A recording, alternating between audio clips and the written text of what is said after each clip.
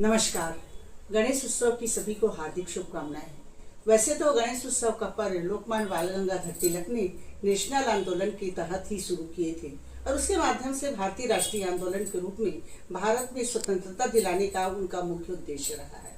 तभी से लेकर आज तक गणेश उत्सव पूरे देश में बड़े धूमधाम से मनाया जाता है।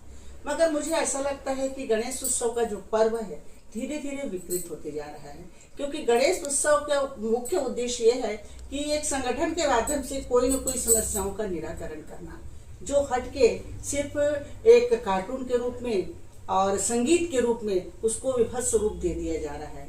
तो मैं ये कहना चाहूंगी, इसके माध्यम से, गणेश उत्सव के माध्यम से भारतीय संस्कृति में और लोगों के बीच में एक ऐसा मैसेज जाए कि जिसके माध्यम से देश की समस्याओं का निराकरण वहां के गणेश उत्सव के समीप की झांकियों के माध्यम से भी प्रदर्शित किया जाए, जो नहीं हो पा रहा है।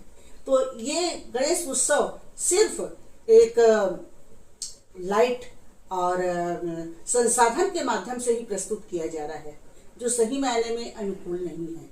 और गणेश उत्सव की प्रतिमा के रूप में भी एक बात मैं कहना चाहूंगी कि गणेश भगवान को विभिन्न रूपों में प्रदर्शित किया जाता है, किसी संत के रूप में, अन्य देवी देवताओं के रूप में, वो भी गलत है। क्योंकि हम गणेश पूजन कर रहे हैं, प्रथम देव है, हमारे सिरोधार्य है, तो हमको दूसरे रूप में उसको प्रस्तुत करने की आवश्यकता नहीं है। क्योंकि राष्ट्रीय आंदोलन के तहत लोकमान्य बाल गंगाधर तिलक ने गणेश उत्सव का शुभारंभ इसीलिए किया था कि ताकि लोग एक मंच में एकत्रित होकर इसके माध्यम से कोई न कोई समस्याओं का निराकरण करें। तो निसंदेह इसके माध्यम से देश की अन्य समस्याओं के बारे में भी निराकरण किया जा सकता है। तब सही मायने में कहीं ज्यादा सार्थक रहेगा गणेश उत्सव।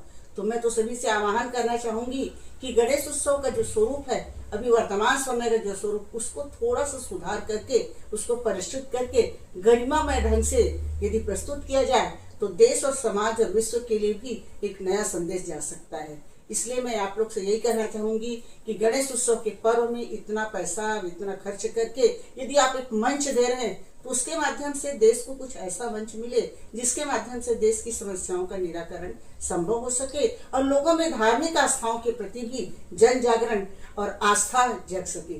धन्यवाद।